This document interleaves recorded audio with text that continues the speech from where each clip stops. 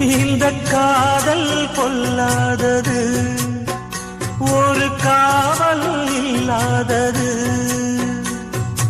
ஊதக்காத்தில் வஞ்சி மாது ஒத்தையிலே வாடும் போது போர்வை போல பொத்தி அணைப்பே.